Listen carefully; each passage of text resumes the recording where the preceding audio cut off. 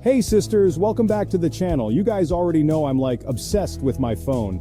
But lately, I've been thinking a lot about the stuff we don't really talk about when it comes to social media, especially for younger girls. Today we're going deep into the hidden dangers of social media for young girls. We're talking body image, mental health, predators, the whole shebang. So grab your hydro flask, get comfy, and let's unpack this.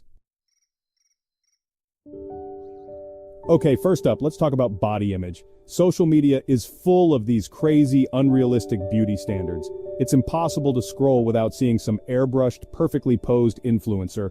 And don't even get me started on the filters, like, I'm pretty sure I saw one the other day that gave you a whole new nose job. For young girls, it's so easy to internalize this stuff. You start comparing yourself to these edited versions of people, and suddenly you feel like you're not skinny enough, your skin's not clear enough, your hair's not perfect enough. It's a recipe for disaster. Studies have shown that social media use is linked to increased body dissatisfaction, low self-esteem, and even eating disorders. And the scariest part, this can start happening to girls as young as 9 or 10 years old. So if you're watching this and you're feeling down on yourself because of something you saw on social media, just remember, you are beautiful just the way you are. And those filters, they're lying to you. Okay, so we talked about body image, but let's get real about mental health for a sec. Social media can seriously mess with your head, you know? It's like this constant highlight reel of everyone else's supposedly perfect lives. And then there's FOMO, the fear of missing out. You're constantly bombarded with pictures of people hanging out without you, going on amazing vacations, or just generally living their best lives. It's enough to make anyone feel like they're not good enough. Studies have shown that heavy social media use is linked to higher rates of anxiety, depression, and loneliness, especially among young girls. Like, I'm not saying social media is all bad.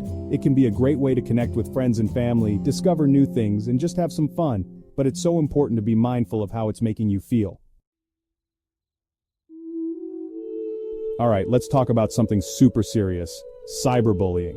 And like, I know what you're thinking, Emma, we've all heard about cyberbullying. But seriously, this stuff is no joke. Unlike regular bullying, which you can at least escape from when you leave school, cyberbullying follows you everywhere. It's like this constant shadow lurking in your pocket, just waiting to unleash a torrent of hate. And the worst part? It can be so much easier to be cruel and hurtful when you're hiding behind a screen. People say things online that they would never dream of saying to someone's face. For young girls, cyberbullying can be especially damaging. Girls are often targeted for their appearance, their relationships, or just for being different. And the emotional toll can be devastating. So, if you're being cyberbullied, please know that you're not alone. Talk to someone you trust, whether it's a parent, a teacher, a counselor, or a friend. Okay, this next topic is a little scary, but it's so important to talk about. We're talking about predators and exploitation. Unfortunately, social media has become a breeding ground for creeps and predators looking to take advantage of young people, especially girls. These predators often create fake profiles, pretending to be someone they're not, like a teenager from another school. They start by building trust, showering their victims with compliments and attention. They might even pretend to have similar interests or problems. This process is called grooming, and it can happen slowly, over weeks, months, or even years. Once they've gained their victim's trust, they might start asking for personal information like their phone number, address, or school. They might even pressure them into sharing explicit photos or videos. And once those images are out there, it's almost impossible to get them back. This can lead to blackmail, threats, and even real-life encounters that could put the victim in serious danger. So how can you protect yourself? Be careful about who you talk to online. If someone you met online makes you feel uncomfortable, block them and report them to the platform. Okay, let's be real, we've all been there. You pick up your phone to check Instagram for a minute, and suddenly, it's 2 hours later, and you're still scrolling through TikToks of cats doing weird things. Social media is designed to be addictive. It's like this endless stream of content that's specifically tailored to keep you hooked. Every like, every comment, every notification releases a little hit of dopamine in your brain, making you crave more. And for young girls whose brains are still developing, this can be a recipe for disaster. Excessive social media use can lead to sleep problems, mood swings, difficulty concentrating, and even physical health issues like headaches and eye strain. So, what can you do? First of all, try to be more mindful of your social media use.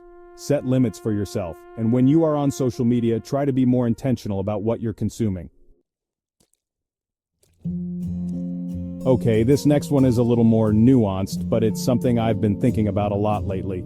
Social media has this weird way of pushing young girls to grow up way too fast. Think about it. You've got 13-year-olds contouring their faces like Kardashians, 15-year-olds posting thirst traps on TikTok, and 17-year-olds obsessing over their brand like they're running a Fortune 500 company. It's like childhood is being eroded right before our eyes, replaced with this hyper-sexualized, hyper-competitive online world where everyone is trying to be an influencer. And the thing is, young girls aren't emotionally equipped to handle all of this pressure.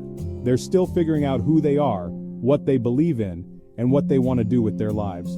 When you're constantly bombarded with images of perfect bodies, perfect relationships, and perfect lives, it's easy to feel like you're not measuring up. So, what can we do? We need to start having honest conversations with young girls about the pressures they're facing online. And most importantly, we need to remind them that it's okay to be a kid. Okay, let's talk about oversharing for a sec. I know it's tempting to share every little detail of your life on social media. But before you hit that post button, think about this. Nothing ever truly disappears online. That embarrassing photo you posted in middle school? Yeah, that's still out there, lurking in the depths of the internet, just waiting to resurface at the most inopportune moment. That angry rant you went on about your ex?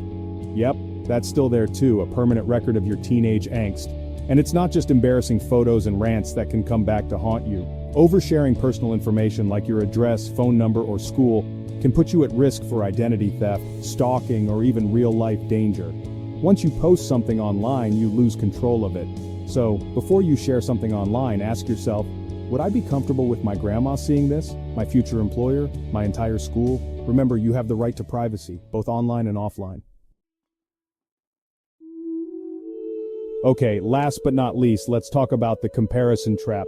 This is something I think we all struggle with, regardless of our age or social media presence. It's so easy to get caught up in the comparison game, scrolling through Instagram and feeling like everyone else is living a more glamorous, exciting, and fulfilling life than you are. But here's the thing, social media is not real life. It's a carefully curated highlight reel of the best moments, the most flattering angles, and the wittiest captions. Behind those perfect photos and witty captions are real people with real problems, insecurities, and struggles. So, the next time you're scrolling through Instagram and feeling envious of someone else's perfect life, remember you're only seeing a tiny sliver of their reality. Instead of comparing yourself to others, focus on your own journey, your own goals, and your own definition of success. And remember, you are enough, just the way you are. Wow, that was a lot. I feel like we need to unpack all that, immediately. But seriously, social media can be a scary place, especially for young girls. It's so important to be aware of the dangers and to talk openly about these issues. If you're a young person watching this, please remember, you are more than your likes. You don't have to look or act like anyone else to be valued.